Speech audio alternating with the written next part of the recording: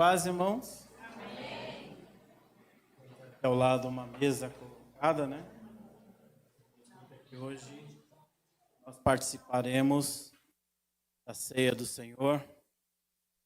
E este é o tema da mensagem de hoje. Vamos falar sobre a mesa da comunhão. Praticamente todas as culturas, a mesa onde se faz as refeições do dia a dia, ela tem uma importância muito grande. Praticamente em todas as civilizações, a mesa é um lugar onde a família se reúne. É um lugar de comunhão. Algumas culturas, por exemplo, quando eles estão à mesa, nada mais importa para eles. Enquanto eles estiverem na mesa, eles não se levantam para atender ninguém, para socorrer ninguém, porque este é um momento de comunhão da família.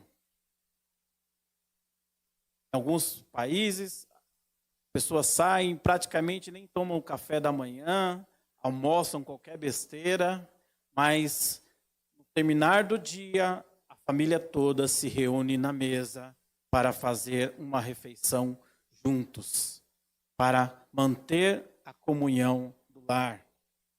Então, este momento, este culto é um culto especial porque nós vamos ter o privilégio de estar em comunhão e também cumprir uma obrigação que o Senhor Jesus nos deu de perpetuar este ato que nós vamos fazer daqui a pouco, que é celebrar a ceia do Senhor. Eu acho que é muito estranho você falar assim que na sua mesa senta qualquer um. Eu recebo todo mundo na minha casa. Não. Normalmente na sua casa, além da sua família, só quem senta à sua mesa são pessoas que têm intimidade com você.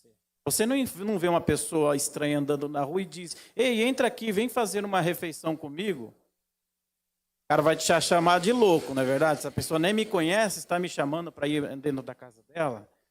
Isso significa que sentar à mesa com alguém só é possível quando há comunhão, quando há intimidade, quando há uma amizade ou um relacionamento. E a comunhão na casa do Senhor é da mesma forma. Comunhão, significado de comunhão, é a harmonia no modo de pensar, de falar, de agir. Nós estamos aqui em harmonia, ou seja, nós estamos fazendo, cada um, uma parte deste culto. Nós estamos aqui pensando em como fazer o melhor para o Senhor. Nós estamos todos aqui reunidos em gratidão ao Senhor pelo que Ele tem feito. Nós estamos aqui com a intenção de fazer o melhor para o Senhor, como forma de gratidão. Então nós estamos em harmonia, nós estamos em comunhão. Mas eu quero dizer que nem sempre foi assim. O homem foi criado à imagem de Deus, sua imagem e semelhança, para ter comunhão com Deus. E em determinado momento essa comunhão foi perdida. Mas Jesus, ao morrer na cruz, ele restaura esta comunhão entre o homem e Deus. Esse é o verdadeiro significado da mesa da comunhão. Quero que você abra a sua Bíblia no Evangelho de Mateus, capítulo 26.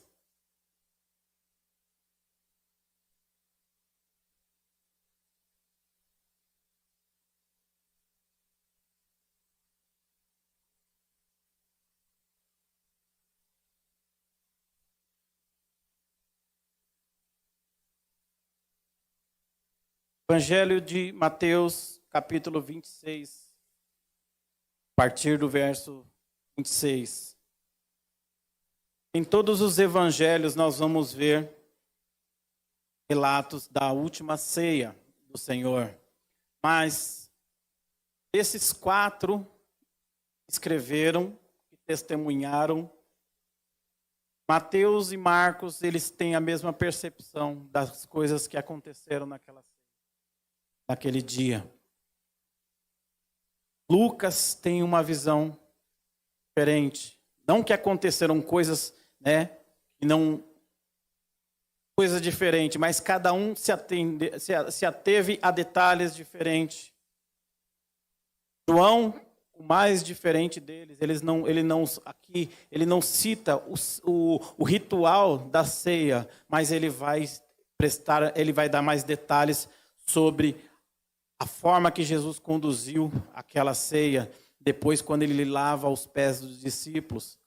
Mas nós vamos ficar a princípio com a versão do Evangelho de Mateus, que diz assim: e quando comiam, Jesus tomou o pão e, abençoando-o, o partiu e o deu aos discípulos e disse: tomai, comei, isto é o meu corpo. E tomando o cálice e dando graças, deu-lhe, dizendo: bebei dele todos, porque isto é o meu sangue, o sangue do Novo Testamento, que é derramado por muitos para a remissão dos pecados. E digo-vos que, desde agora, não beberei deste fruto da vide, até aquele dia em que o beba novo convosco no reino de meu Pai. Tendo cantado o hino, saíram para o Monte das Oliveiras. Hoje em dia, há muita discussão em relação à ceia do Senhor. Muitas pessoas, muitos estudiosos hoje, muitos teólogos, dizem teólogos pelo menos, ficam discutindo muitas vezes na internet a forma correta de participar da ceia, se a ceia hoje é válida ou não, porque eles falam muito a respeito de um simples pedaço de pão e um cálicezinho de suco não pode simbolizar a ceia do Senhor. Mas quando a gente lê a palavra do Senhor de forma mais aprofundada, nós vamos ver que a ceia do Senhor, a ceia que Jesus instituiu, ela dá abertura para a nova aliança firmada em Cristo. Porque nós vamos ver que enquanto eles comiam, então Jesus, nas outras ceias, Jesus fez como estava ordenado por Deus. Foi da mesma forma que Israel fez a sua última refeição no deserto. Até aquele momento, a ceia, por ocasião da Páscoa, esta ceia que nós estamos dizendo aqui, ela era celebrada uma vez por ano por ocasião da Páscoa, que foi a saída do povo de Israel do Egito. Então, nos anos anteriores do ministério de Jesus, a celebração da Páscoa foi feita normalmente, da forma que estava ordenado. Havia ali os 3 elementos para a ceia da Páscoa, que era o cordeiro, o pão sem fermento e as ervas amargosas. E não foi diferente. Se você ler aqui o começo do capítulo 26, aqui do 17 em diante, o Senhor Jesus manda que seus discípulos preparem a ceia da Páscoa, exatamente como deveria ser. E cumprido este rito, o Senhor Jesus dá início a uma nova aliança. Ele toma o pão e parte, e dá para os seus discípulos e diz: comei, isto é o meu corpo. E ele faz da mesma forma com o cálice. Dando graças, diz: bebei dele todos, porque isto é o meu sangue. O sangue ali, na ceia original, era o sangue que foi passado nos umbrais da porta. Era o sangue daquele cordeiro que eles iriam comer mais tarde. E o pão que Jesus parte simboliza o pão sem asmo, sem fermento. Era um pão sem levedura, porque quando eles fizeram o pão não ia dar tempo do pão fermentar. Era uma refeição rápida que eles tinham que fazer, porque eles seriam praticamente convidados a se retirar do Egito. Isso tudo Jesus cumpre na ceia do Senhor. Mas o que ele está ensinando através da ceia do Senhor, que a partir daquele momento a ceia do Senhor tinha um outro significado, um significado mais abrangente para aqueles que eram seus discípulos. Mas para nós entendermos o significado da mesa da comunhão, nós precisamos entender do começo, o que aconteceu para que o homem perdesse essa comunhão com Deus. Para isso, nós voltamos lá em Gênesis. Abra sua Bíblia em Gênesis 3.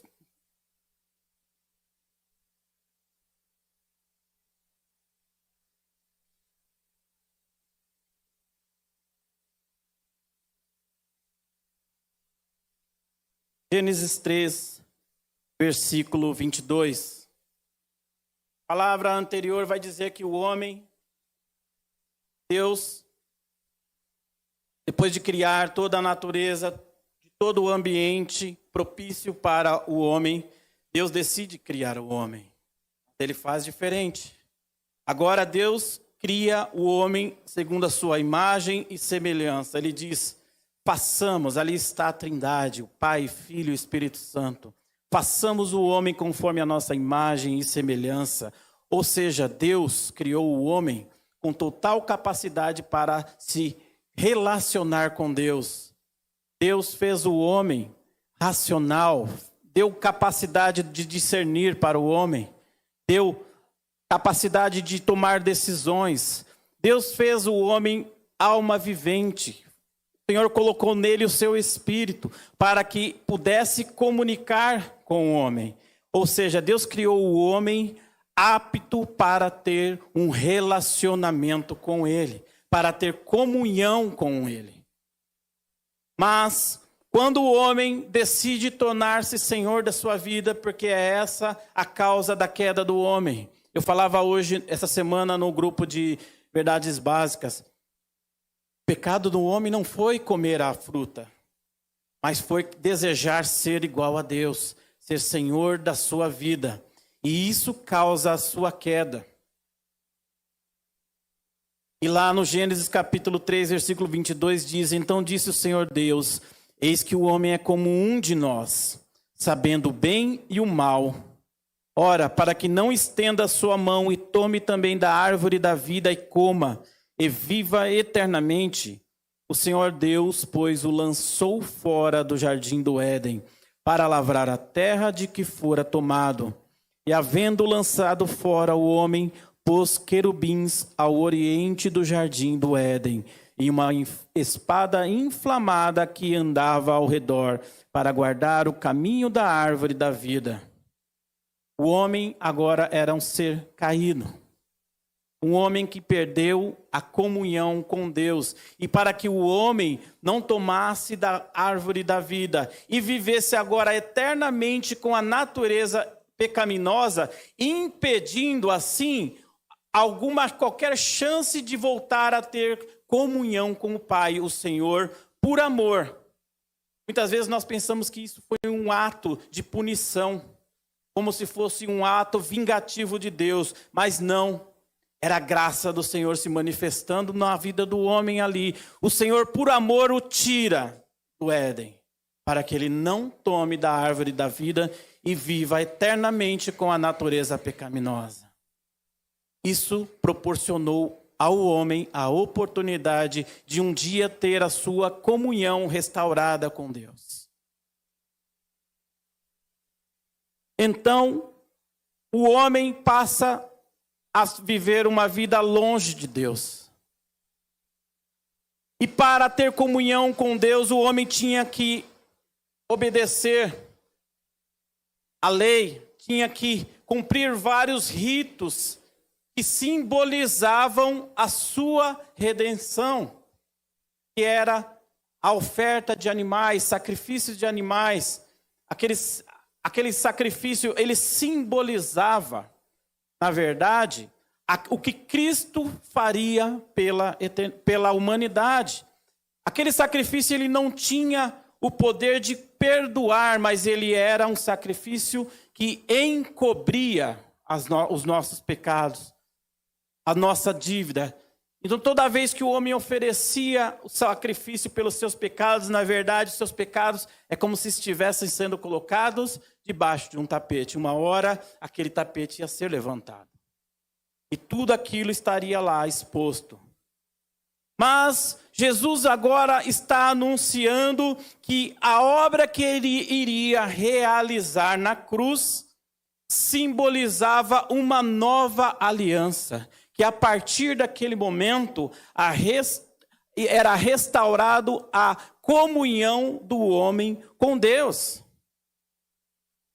Por isso ele diz: este é o meu corpo que é partido por vós. Ele estava falando aqui do sofrimento que ele iria passar para nos restaurar, para restaurar a comunhão do homem com Deus.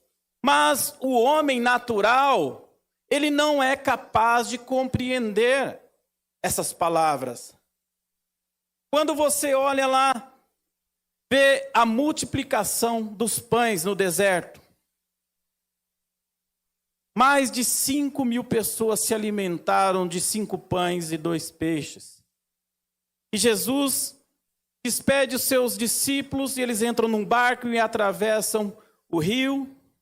E Jesus, depois, andando sobre as águas, encontra com eles da outra margem. E aquela multidão segue Jesus. Uns entraram em barcos, outros foram a pé. Quando Jesus chegou do outro lado, com os seus discípulos, disseram para ele: mestre, onde está? Por que não avisou que vinha para cá? Mas Jesus sabia que aqueles homens estavam apenas interessados novamente no pão que Jesus poderia lhe dar.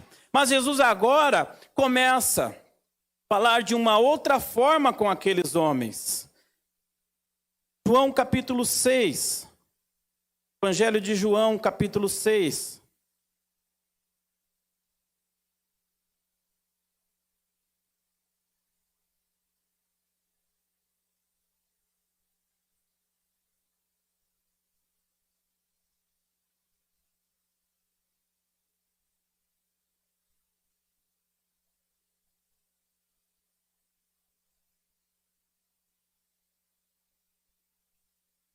Depois que Jesus os alimenta, eles começam a buscar outra vez a Jesus, mas querendo ver algo extraordinário. Jesus disse para eles: olha, vocês na verdade, vocês não me buscais não, na verdade vos digo que me buscais, não pelos sinais que viste, mas porque comestes do pão e vos saciastes. Versículo 26. E ele fala: trabalhai não pela comida que perece, mas pela comida que permanece para a vida, a qual o Filho do Homem vos dará, porque a este o Pai Deus o selou. Disseram-lhe, pois, que faremos para executarmos as obras de Deus? Jesus respondeu e disse: a obra de Deus é esta, que creiais naquele que ele enviou.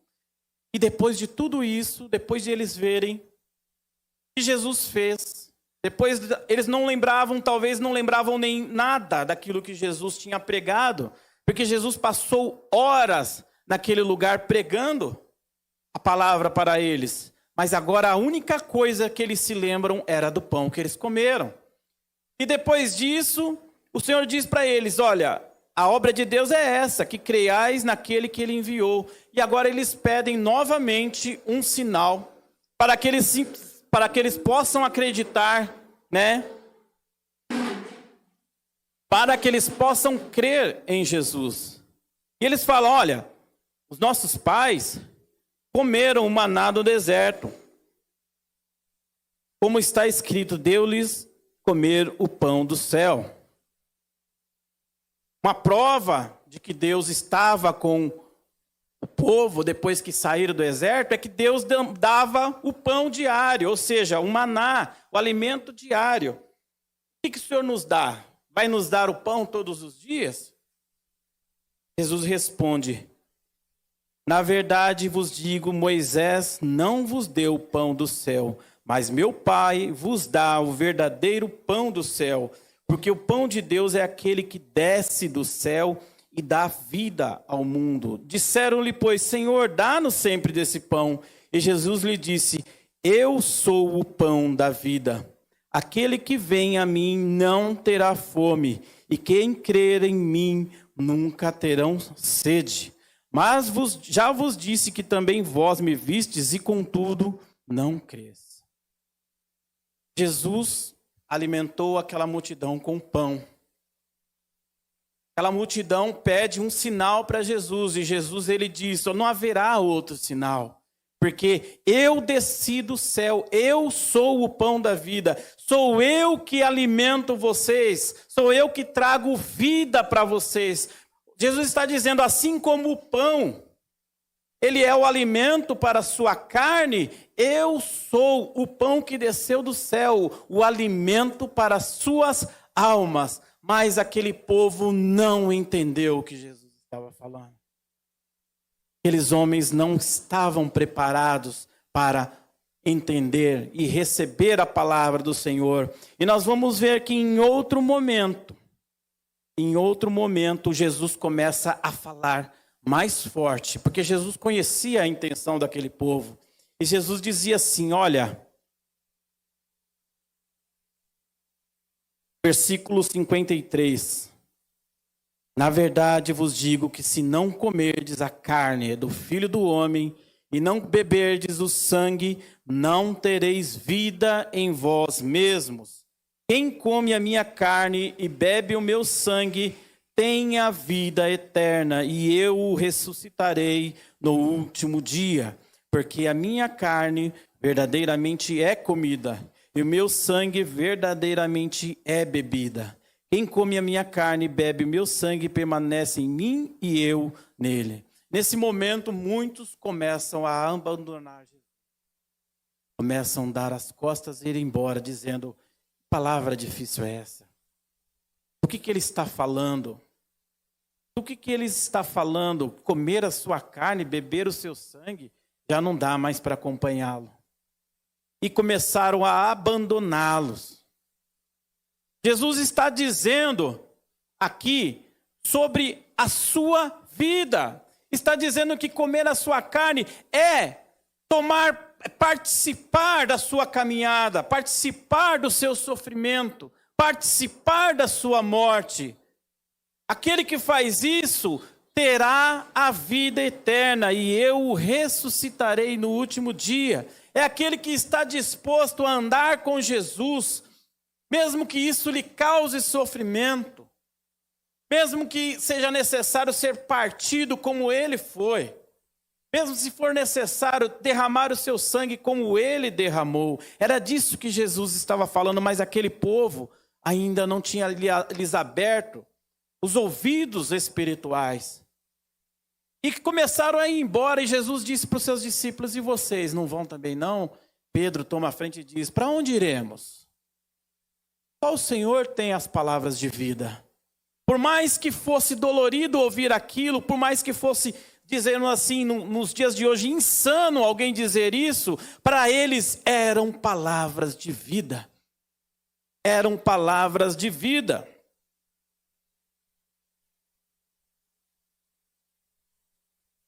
Agora Jesus está falando do seu corpo físico, que é partido por nós. Ele está falando do sofrimento também, do qual ele passaria, que aqueles homens não poderiam passar. Aqui o Senhor Jesus, naquela versão, no capítulo 6 de João, Jesus está falando que ele é o alimento espiritual. É ele que dá vida para o espírito do homem. Mas agora, aos seus discípulos, ele está dizendo, este é o meu corpo, que é partido.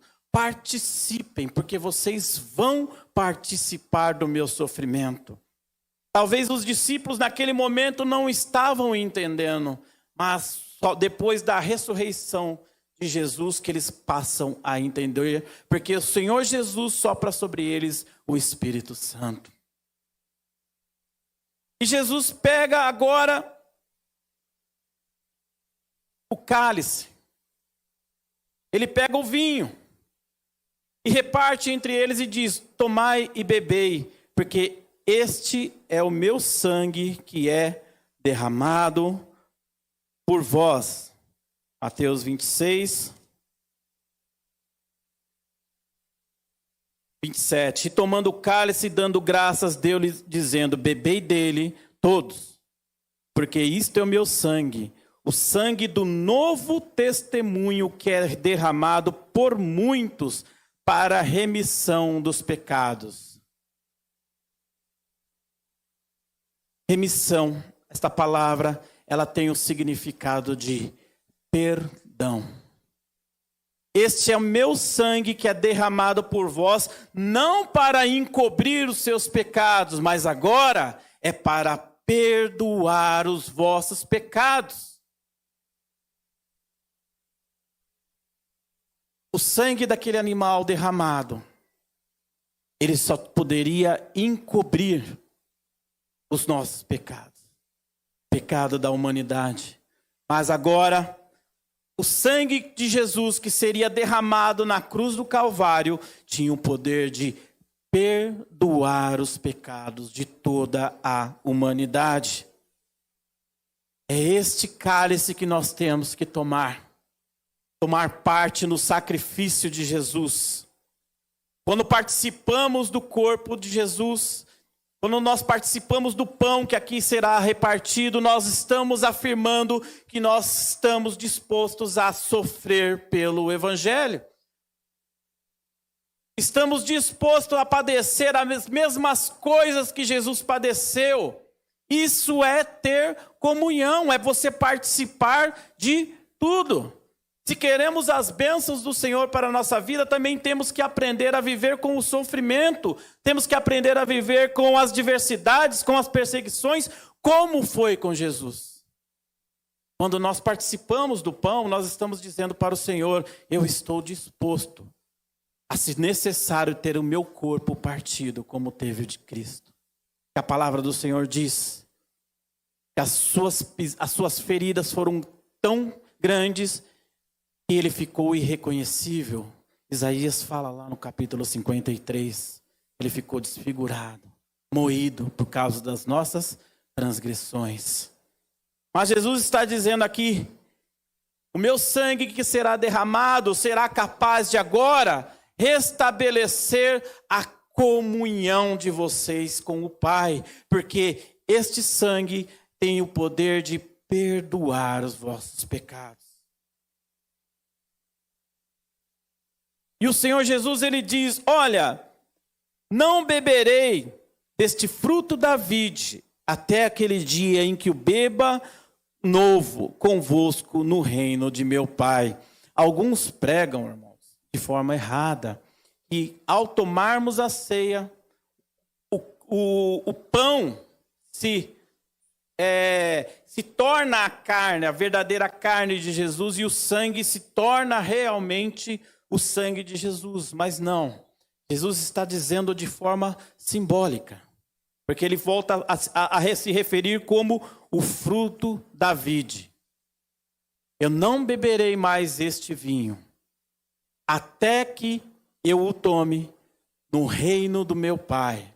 O Senhor está aguardando a restauração de toda a humanidade para celebrar esta ceia no reino de Deus.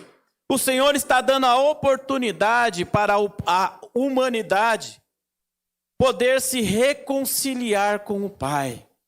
Esta é a alegria do Senhor. Na versão de Lucas, ele diz: olha, eu ansiei tanto por este momento de participar, mas eu não vou participar com vocês. A minha alegria será completa no reino de meu Pai, quando eu ceiar com todos, com todos aqueles que hão de herdar a salvação. A comunhão será completa no reino de Deus. Agora, quando nós participamos da ceia do Senhor, nós temos que ter em mente que algo acontece nas nossas vidas.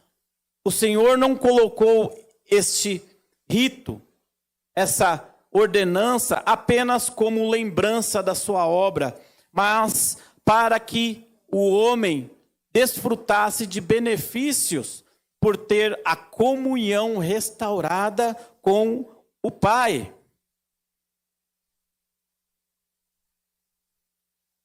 O objetivo de participarmos da ceia do Senhor, como consequência de participarmos da ceia do Senhor, nós estamos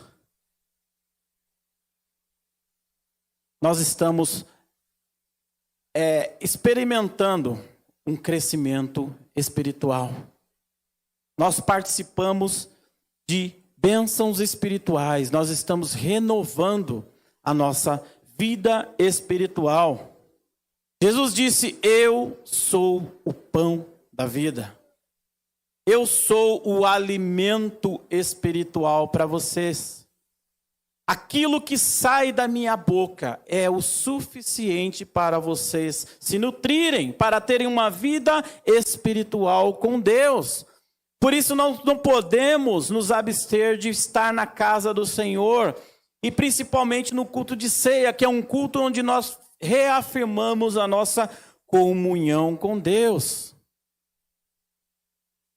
Então, o objetivo de estarmos aqui na casa do Senhor, no dia de ceia, de participar da ceia do Senhor, é podermos ter a nossa vida espiritual renovada, alimentada.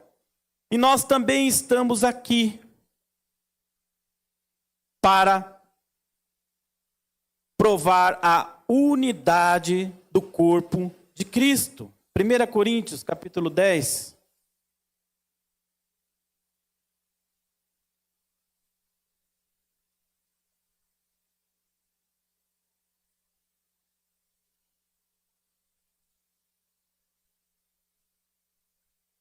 Primeira carta aos Coríntios, capítulo 10, versículo 16 a 17. Porventura o cálice de bênção que abençoamos não é a comunhão do sangue de Cristo? O pão que partimos não é porventura a comunhão do corpo de Cristo? Porque nós, sendo muitos, somos um só pão e um só corpo, porque todos participamos do mesmo pão. Quando estamos reunidos na casa do Senhor para participarmos da ceia do Senhor, do corpo do Senhor, nós reafirmamos a unidade da igreja. Podemos ser de várias etnias. E na nossa igreja nós temos pessoas de todas as cores, temos pessoas de todas as classes sociais. Mas aqui dentro, como igreja do Senhor, nós somos um único corpo. E todos nós podemos participar do corpo de Cristo. O Senhor não nos chamou para sermos igrejas. Quando estamos fora, nós somos parte do corpo de Cristo.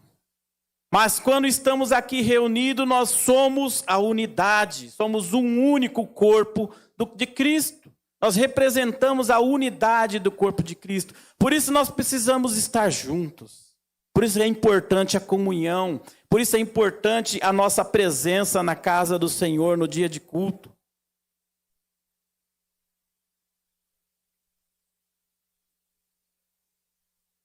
E quando nós reunimos na ceia do Senhor, nós também estamos anunciando a vinda de Cristo. Primeira carta aos Coríntios, capítulo 11, versículo 26. Todos os meses nós lemos esta passagem. Paulo escrevendo aos Coríntios, ele diz: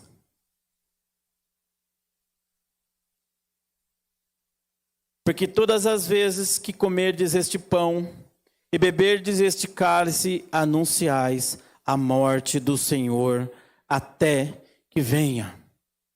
Esta é a oportunidade que nós temos de falar de Jesus. Ao celebrarmos a ceia, nós estamos lembrando o sacrifício de Jesus por nós na cruz, para nos dar a comunhão com o Pai. Jesus morreu na cruz não para você ter uma vida confortável, não para você ser bem-sucedido nos seus negócios, mas o Senhor Jesus morreu naquela cruz para te dar comunhão com o Pai, para que você possa se relacionar novamente com o Pai, para que você tenha uma vida de intimidade com Deus. Ao participarmos da ceia do Senhor, nós estamos participando do seu sofrimento. Nós estamos aceitando a missão de levar o Evangelho a todas as nações. Ao participar da ceia do Senhor, nós estamos cumprindo o ID do Senhor. Nós não podemos deixar, por qualquer motivo, de participar da ceia do Senhor. Paulo diz aqui que nem mesmo o pecado pode nos impedir de participar da ceia do Senhor. Isso não significa que nós também podemos viver de uma forma dissoluta. Podemos viver de qualquer forma e chegar aqui e participar da mesa do Senhor. Não. Paulo está dizendo aqui, portanto, qualquer que comer este pão ou beber o cálice do Senhor indignamente, será culpado do corpo e do sangue do Senhor. Então o que eu faço? Porque eu não sou perfeito. Eu erro. Todos nós erramos, todos nós pecamos. Então a ceia do Senhor deveria ser colocada e deixada aqui. Mas Paulo diz assim: examine-se, pois, o homem a si mesmo. Esse examine-se, ele está falando para você fazer uma investigação profunda sobre você. E quando você encontrar a sua falha, o que você faz? Você peça perdão ao Senhor. Porque a palavra diz que se nós confessarmos o nosso pecado, Ele é fiel e justo para nos perdoar. Então, certamente aqui, todos nós temos um motivo para pedir perdão para Deus, porque nós não somos perfeitos. O que nós temos que fazer é olhar para nós e dizer: eu não sou digno, Senhor, de participar da ceia do Senhor por causa deste meu erro. Eu te peço perdão, me arrependo e vou fazer o máximo com todas as minhas forças para não fazê-lo mais. E o Senhor nos perdoa, nos dando a oportunidade de participar da ceia do Senhor. Para isso, basta nós olharmos para nós mesmos, em qualquer momento, você olhar para si, pedir perdão ao Senhor, e o Senhor nos perdoará, e assim poderemos participar da ceia do Senhor. Porque quem come e bebe indignamente, come e bebe para a sua própria condenação, não discernindo o corpo do Senhor. É preciso ter conhecimento do que significa participar da mesa do Senhor. Não é de qualquer forma, eu não posso ter uma vida dupla. Vida dupla é quando você é um lá fora e o outro aqui dentro. Muitas pessoas estão banalizando as coisas santas do Senhor. Muitos locais você chega, recebe a ceia, nem perguntam quem você é, de onde você veio, se você está em comunhão com Cristo, se você está em comunhão com a sua igreja, e você já pode sentar e participar do corpo de Cristo. Isto é errado. Isto é errado. Porque participar do corpo de Cristo é quando você toma a decisão de seguir a Cristo. Quando você crucifica o seu eu na cruz de Cristo e agora, feito uma nova criatura, você vai buscar ter uma vida nova, uma vida de santidade, uma vida de comunhão com Deus. Então sim, você pode participar da mesa do Senhor. Você já abriu mão da sua velha natureza, você já confessou o Senhor publicamente, você já enterrou o velho homem através do batismo. Por isso é importante a decisão de seguir a Jesus. Por isso é importante a decisão de se batizar. Nós não somos salvos por ser batizados, nós decidimos o batismo como parte da nossa confissão de arrependimento. O batismo significa: eu abro mão de tudo que eu tenho, de tudo que eu sou, para viver da forma que o Senhor Jesus nos ensinou. Eu abro mão deste mundo, eu estou morrendo para esse mundo, para nascer de novo em Cristo Jesus. É a minha confissão pública. A partir daí, eu passo a ter comunhão com Deus e posso participar deste momento solene que nós vamos participar daqui a pouco. Para encerrar, eu quero ler a segunda carta aos Coríntios.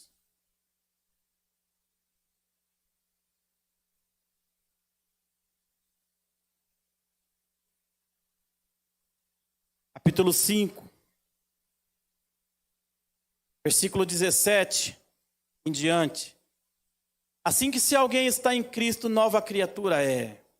As coisas velhas já passaram e eis que tudo se fez novo. E tudo isto provém de Deus, que nos reconciliou consigo mesmo por Jesus Cristo. E nos deu o ministério da reconciliação.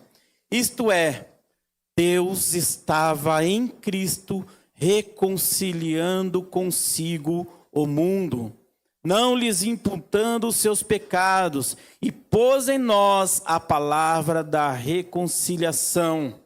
De sorte que somos embaixadores da parte de Cristo, como se Deus por nós rogasse. Rogamo-vos, pois, da parte de Cristo, que vos reconcilieis com Deus. Aquele que não conheceu pecado, o fez pecado por nós, para que nele fôssemos feitos justiça de Deus. Hoje o Senhor te chama ao arrependimento. Hoje é o tempo oportuno de você que está longe da presença do Senhor voltar para a casa do Senhor, voltar a ter a comunhão com o Pai. Não importa como você viveu, não importa o que você fez, a palavra do Senhor diz que através de Cristo Ele nos reconcilia com Ele. Não é um feito seu, não é por merecimento, nós não somos salvos por merecimento, somos salvos pela iniciativa de Deus que proveu o nosso Redentor. Somos salvos pela graça, ou seja, Deus tornou-se homem, morreu por nós e pagou a nossa dívida. Então não importa se estão dizendo para você que para você não tem mais jeito, que não adianta mais. O Senhor Jesus disse que importa, que hoje é o dia oportuno para isso. Se você nunca viveu esta experiência de andar com Deus, hoje você tem a oportunidade de receber a Jesus como seu Salvador, de entregar a sua vida para Jesus e deixar que Ele escreva uma nova história na sua vida. Essa é uma noite de reconciliação com o Pai, e o Pai está esperando você tomar essa decisão. Você pode, nesta noite mesmo, receber o Senhor Jesus como seu Salvador e ser incluso nessa comunhão, fazer parte desta comunhão, desta congregação. Seus pecados são perdoados, sua dívida é paga e você passa a fazer parte da família de Deus. Quero que você se coloque de pé.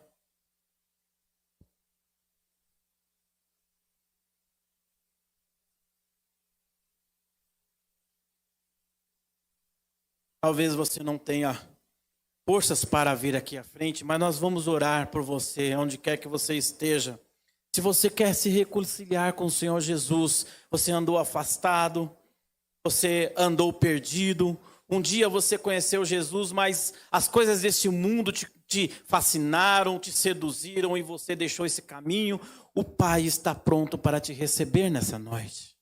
O Senhor não vai lhe lembrar de nada do que você fez, mas Ele vai fazer de você uma nova criatura. Se você nunca andou com o Senhor, você só o conheceu de ouvir falar, mas nunca andou com Ele, você tem a oportunidade de recebê-lo como Pai. E Ele te recebe como filho. E Ele te coloca uma nova veste. Ele coloca um anel no teu dedo dizendo que você tem autoridade de filho agora. você tem o direito de filho e você tem o direito de participar da mesa da comunhão com o Senhor. Se você quer entregar a sua vida para Jesus, eu quero orar com você. E no final do culto você procura a pastora Cláudia ou o pastor Caio e fala com ele que nós iremos orar por você em particular. Amém?